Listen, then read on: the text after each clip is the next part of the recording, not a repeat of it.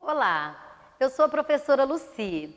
Se você está estudando Eça de Queiroz e precisa de umas dicas a mais a respeito do livro A Cidade e as Serras, vamos lá então prestar atenção nessas informações que são rápidas, mas são bem importantes.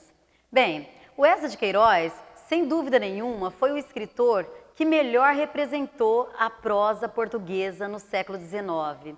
E ele começa com uma postura um tanto romântica, que ele mesmo despreza escrevendo os artigos. O início da carreira dele foi assim.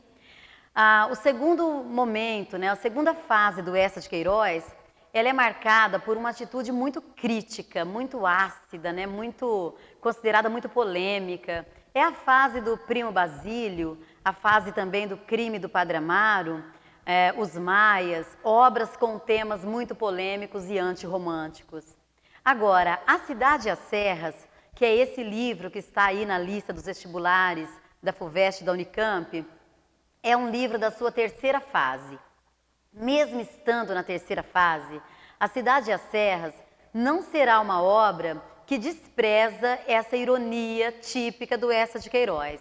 Então, a primeira coisa a ser considerada na Cidade e as Serras é que o Eça de Queiroz, mesmo estando numa fase mais madura, foi o último livro que ele publicou na vida dele, na verdade que ele escreveu, porque a publicação foi póstuma, foi uma publicação após a morte dele. Dizem que ele nem tinha ainda corrigido A Cidade e as Serras quando ele morreu. Ele escreveu e não deu tempo de passar esse pente fino aí que ele achava importante para deixar a obra bem perfeita na escrita.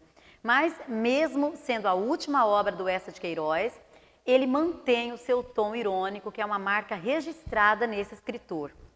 Bem, A Cidade e as Serras, como o próprio título já diz, ela é uma obra marcada por um cenário muito importante, O cenário urbano, acontecendo a primeira parte do livro em Paris, toda uma parte voltada para os aspectos tecnológicos, e depois a segunda parte da obra, ela se passa em outro cenário, que é a Quinta de Tormes, em Portugal, uma bela fazenda herdada pelo protagonista. Bem, o protagonista dessa obra chama-se Jacinto, e é interessante também notar que mesmo sendo ele o protagonista, o personagem mais importante, ele não é o narrador. E também o narrador não está em terceira pessoa, ou seja, o narrador é um personagem que conta a história do seu melhor amigo. O narrador chama-se José Fernandes. Ele veio então de Portugal para estudar direito na França e lá em Paris, então, em uma universidade, acabou conhecendo esse Jacinto, que era um filho de portugueses, que tinha nascido na França, herdou tudo que o avô deixou em Portugal, mas não conhecia Portugal. Então, tomar cuidado com para não fazer confusão a respeito do protagonista, porque o protagonista, que se chama Jacinto, apelidado de maneira bastante brincalhona pelo seu amigo José Fernandes, de o príncipe da Grã-Ventura, o Jacinto, ele nunca esteve em Portugal, a princípio. Quem veio de lá foram seus avós e os seus pais também vieram de lá. Mas ele nasceu em Paris, certo? E esse Jacinto, ele vai viver a primeira parte do livro num discurso interessante, bastante argumentativo, já que tanto o narrador Zé Fernandes e o seu amigo Jacinto são advogados, estão se formando para isso.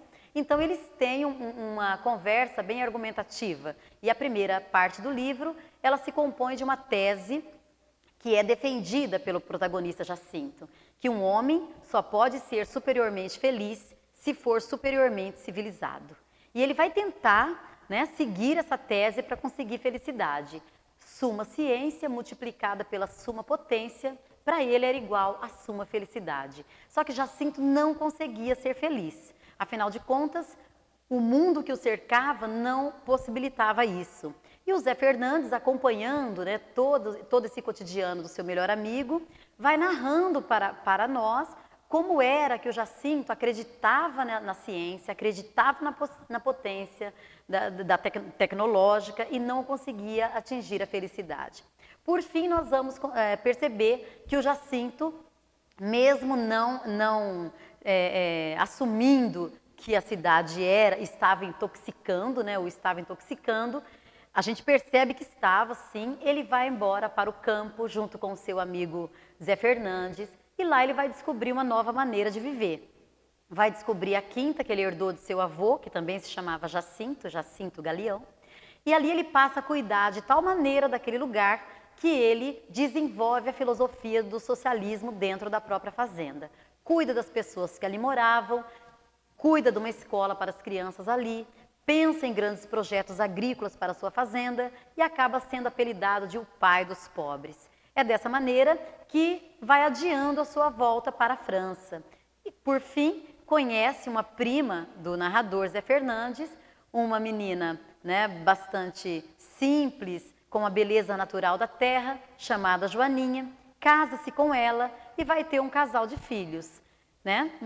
Terminando aí, para uma obra realista, nós temos um final bastante feliz até, que geralmente as obras realistas apresentam finais um tanto decepcionantes para o leitor romântico.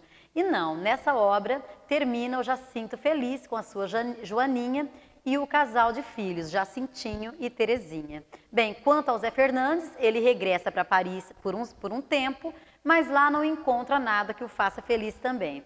E ele volta, dando a entender para nós leitores que o Eça de Queiroz estava finalmente apaziguado com a sua pátria. Eça de Queiroz não estava mais querendo polêmica com o seu Portugal.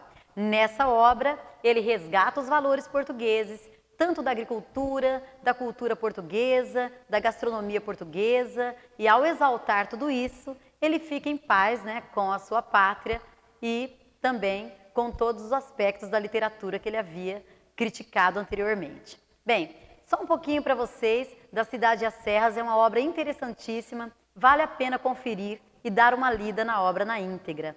Até a próxima!